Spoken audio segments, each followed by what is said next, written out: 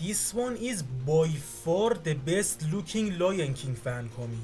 No, it's the best Lion King comic.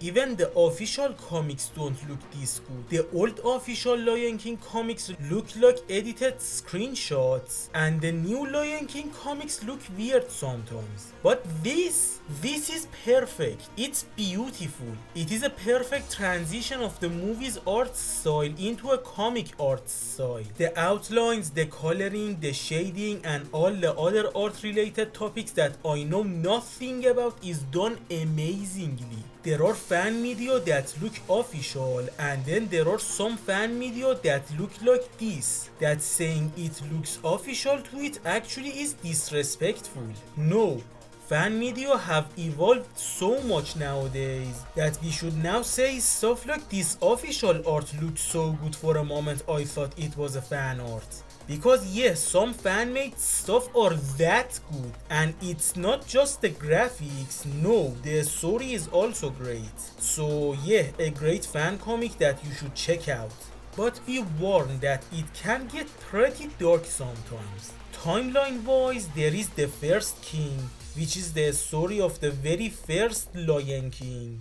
Then there's Decades of Denial, that is about the childhood of Mufasa and Scar. And then Heir to Pridelands, that is the events after Lion King 1 but before Lion King 2, aka another story of I Wonder When Will Zira Kill Koppa. Also there are more than a few fan arts. So if any of these comics interests you, go and read them for yourself. I'm going to spoil almost everything about these three comics, so yeah, spoilers ahead. At first, the world of the Lion King was cruel, like the real wildlife. Lions killing cubs and all. When an adolescent lion named Nkosi loses his father and baby siblings to the harsh old rules, he decides to make a difference. He will take two of his adolescent sisters, Camarina and Sabria, who are now expecting the cubs of the rogues that took over, and go to somewhere far away. The rogues promised Camarina and Sabria that they won't kill the cubs if they mate with them. They did as they were told, but the rogues broke their promise, traumatizing poor Camarilla, wondering if her cubs would end up monsters as well. Nkosi will save an old female elephant named Kibibi from the hyenas in the elephant graveyard. Later they meet two lionesses named Amara and Mirambel. Mirambel, unlike Amara, is friendly and invites them to Pridelands, which is their home. Mirambel tells Nkosi that they lived far from here. When their leaders were chased away, the rogues tried to kill the cubs. The lionesses fought back, which resulted in the death of Amara's mother. So the rogues won't kill the cubs, not wanting to kill more lionesses that were considered resources in those days. Mirambel's mother will raise Amara after that event. Later, an illness will make everyone except for Amara, Mirambel and her mother violent. They will escape and find Pridelands. Mirambel's mother will later catch that illness and will leave them to save them, ending up dead after killing a few hyenas because of the illness. Amara hates all men because they are either monsters like the ones who killed her mother, or cowards like her father and uncle who ran away instead of protecting their cubs.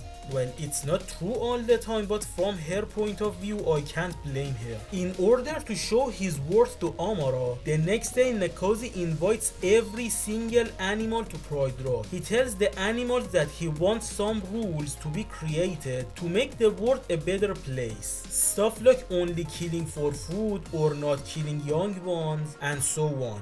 And the rule breakers will be banished. He suggests himself to become the king. The animals disagree, but thanks to Kibibi, they will give him a chance. After a few months, Nkosi's sisters will give birth. Sabria will have two girls named Kulba and Doto, and Kamaria will have two girls named Leo and Neo, and a boy named Tao. Mirambel, who is Nkosi's mate now, is pregnant. Nkosi will be a wise and kind king, so when two rogue lions want to challenge him, his people will chase them away. Now Amara fully trusts Nkosi.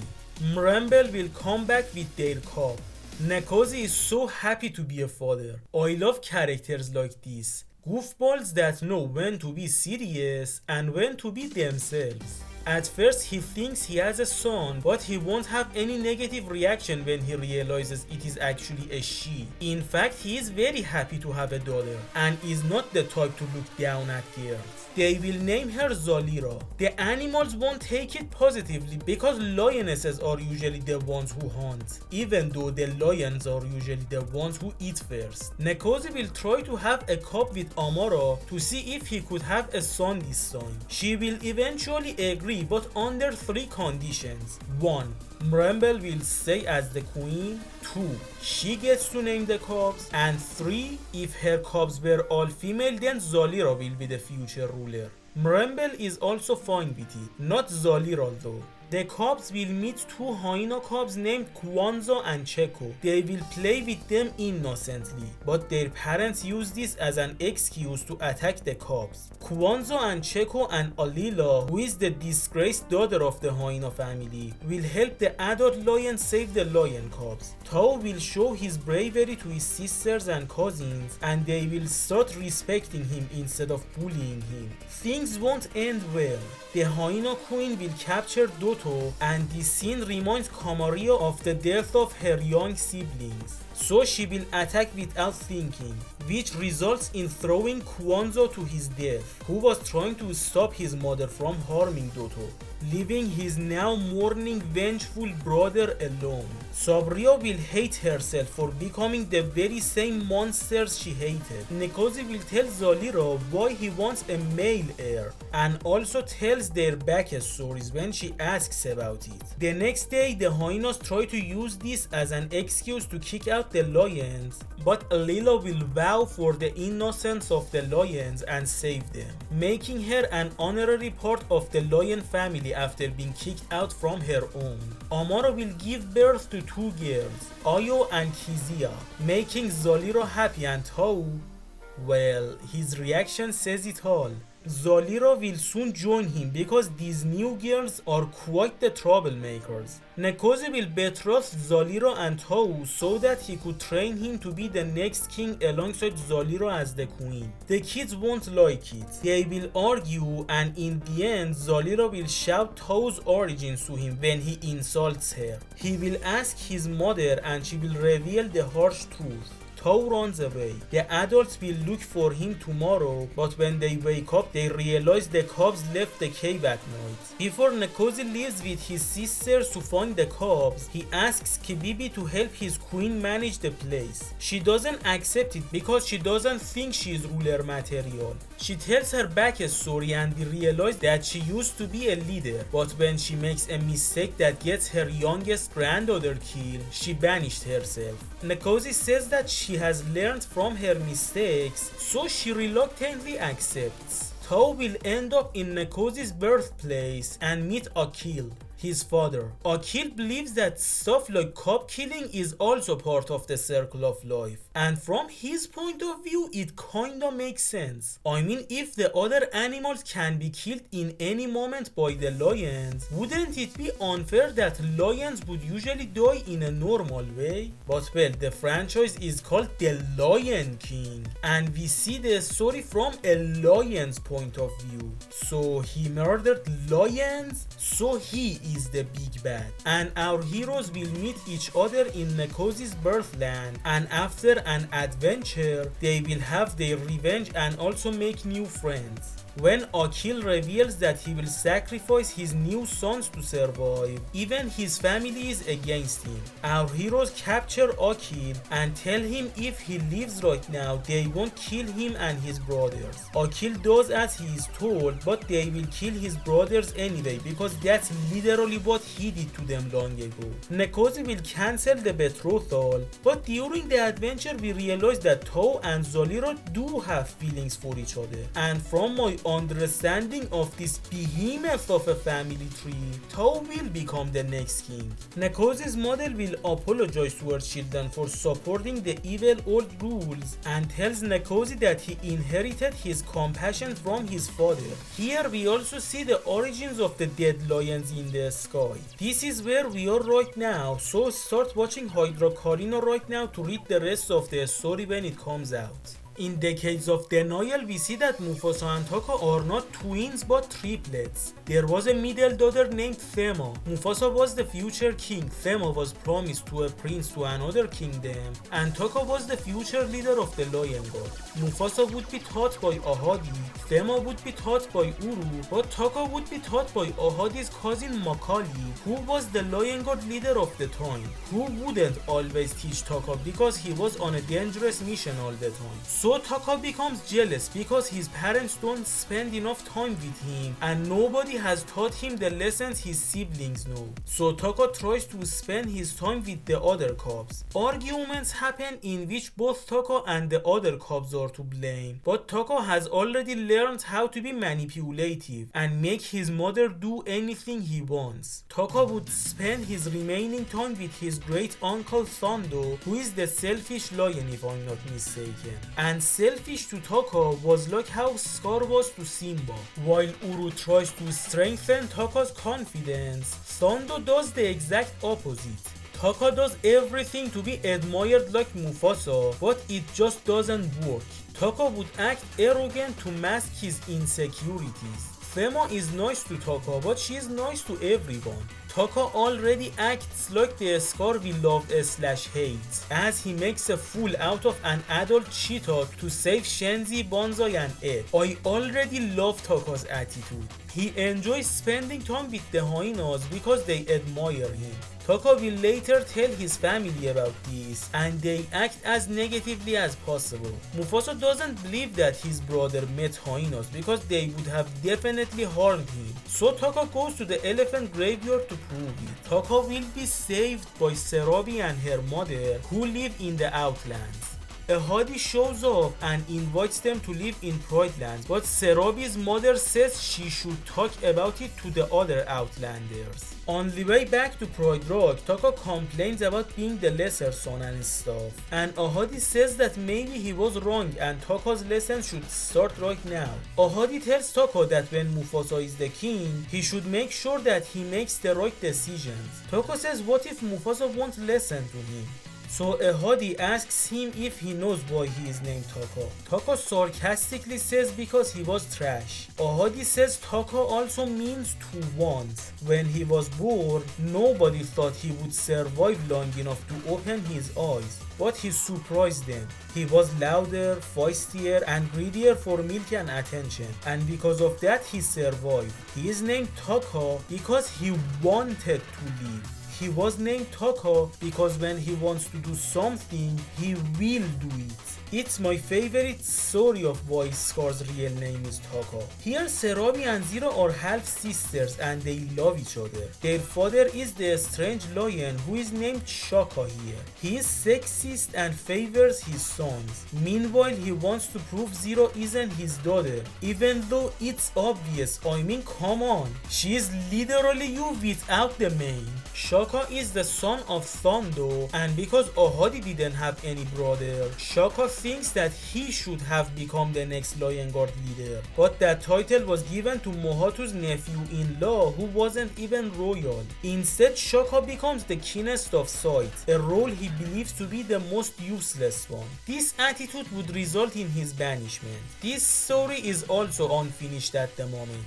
In Heir to Pride Rock, we realize Scar had a few seconds with Zero before he died. He is regretful, but not for the terrible things he has done, but because he knows he will be known as the worst king of Pridelands. He begs Zero to find him an heir and teach him to be him but better, so that he would have a better legacy. Zero will try to murder Simba, but she almost falls to her death, but Simba saves her. And you can see the parallel to the Lion King too.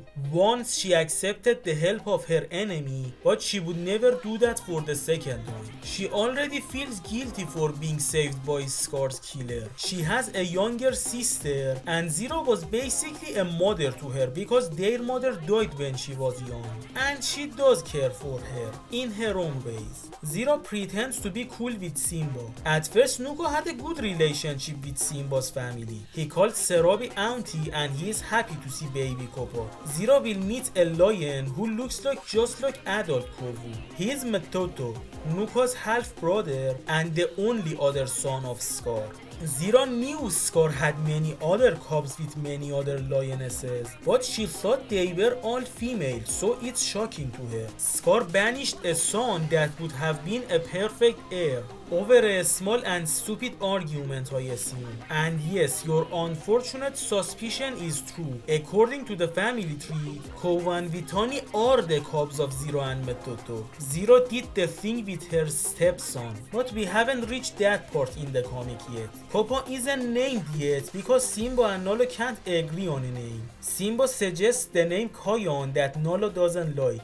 I guess she changes her mind later. Rafiki suggests the name Koppa. In this story, Dottie will be teased for being Nuko's girlfriend. Something that she says is not true. But girl, don't lie to me. I have the family tree right here. Dottie isn't her real name, but she insists in being calling that. My headcanon is that it is a nickname Nuko came up with it because he couldn't remember her real name. Nuko and Dottie are both not fond of Koppa that much. Koppa will befriend a hyena named Asante. Simba at first reluctantly approves this friendship, but the moment he realizes she is the daughter of Shenzi and Banzai, he kicks her out. This makes Koppa resent his family for a short while. But the effects are seemingly permanent on Asante. She will stop the friendship and becomes cold. Some lionesses compare Koppa to Scar for befriending hyenas, and yet they believe monsters were born monsters. Some friends will pay them a visit, and as a result Koppa will meet 3 cubs, Afua, Bogo and Babu. Later Simba tells Koppa if even one species gets removed, it will break the circle of life. Koppa asks what happens when the hyenas are removed. Answer that, Simba, answer it. Give an actual answer instead of excuses. Dude basically says the hyenas were God's only mistake. What the hell? But the canon characters are the relatively sane ones. There are some OCs in these comics that they are so psychotic the canon characters look like normal people. So many tragedies, man. So many tragedies. Koppa will later take all the cubs to the elephant graveyard to prove them Asante isn't his imaginary friend. This won't end well because Asante has become what other lions think hyenas to be. The rest of the clan attack the cubs. Asante herself doesn't fight them, but she won't stop the other hyenas either. Some adults will save the cubs and will say every single one of the hyenas deserve to rot in this place. Asante heard it from afar and she looks more regretful than offended. I wonder if she is going to get a redemption arc or something. Serabi will tell Koppa that actually it was the hyenas that took advantage of Scar. They killed him when he was of no use anymore. Serabi, are you siding with Scar on that one? I know you lost your husband to the hyenas, but do you always have to be the most racist one? This time Koppa doesn't bother to argue because he is heartbroken by Asante's betrayal. Then we see another heartbreaking moment. Nuka tells Zero that he could have died today and yet she doesn't care. Zero pins Nuka down and says she will break his jaw if he yells at her again. But soon she changes attitude. She picks him up and says that he is the fruit of her and Scar's love, and because of that nobody will be more important than him. Nuka buys it, and not gonna lie, I wanted to buy it as well. You see how at first Zero's eyes lack the small shade of white that is in the eyes of the other characters?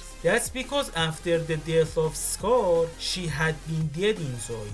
But here in the last panels, you can see those shades. At first I thought she really means what she says, but no, she has no care for Nuka. Life came back to Zero's eyes for a few seconds because she was thinking about Scar. Even if we say Zero loves Nuka, that's because she sees him as an extension of Scar and not as an individual. Only when Nuka dies she starts loving him. Later when Zero is talking to her sister, she freezes. And Zero does one of the most hilarious things ever to bring her back to reality. Koppa and Nuka, who didn't get along well, will have a heart-to-heart. A while will pass and Koppa will have a dark mane. Again, someone just can't help but compare him to Scar. Lady, you're Matoto's mother. Why are you such a hypocrite? Matoto will eventually marry a girl named Yatima. I'm afraid of what Zero might do to her. Scar had lots of daughters and most of them miss him, with one exception. All of Scar's daughters are jerks to their mothers. And I don't know, did their mothers mistreat them? Did Scar or Zero crop them? Or are they just born like this? No matter the reason, they have a better chemistry with Zero, their stepmother. She says she loves the daughters of her beloved Scar as much as her own son. She isn't lying. It won't be the first time Zero adopts someone. She also adopted 2 cubs of her cousins. Okay, why is Zero's smile so motherly here? Is it the way she imagines herself to be? It's a little bit hard to imagine her as a loving mother. Zero is slowly building an army by pretending to care. We realize that Mufasa was actually betrothed to Serafina, and Serabi was betrothed to Scar, which was the result of Taka manipulating his parents. He didn't even love Serabi, he just wanted it because he knew Mufasa had a crush on her. Koppa and Boga agreed to become each other's betrothed so that by the time they became adults but didn't have found a mate yet, they would marry each other so that they wouldn't end up with someone they don't even know. Hojo will show up and tells Koppa that he is the father of his siblings. When Koppa gets confused, Tojo's birds show up. He and Simba raised a few birds together when they were cubs, so Tojo wasn't lying really. The birds will refer to Simba as their mother, which again confuses Koppa. Mitu will mistake Yatima as Matoto's daughter. Mitu realizes his mistake and his reaction is hilarious. He manages to make it worse and worse. I think this is my favorite version of Mitu. Yatima is mostly frustrated with Matoto's very low self-esteem, and this is where this story comes to an end for the moment. So yes, 3 really good comics that are still getting updated, so if you want to read the rest for yourself, go and watch The Artist on DeviantArt.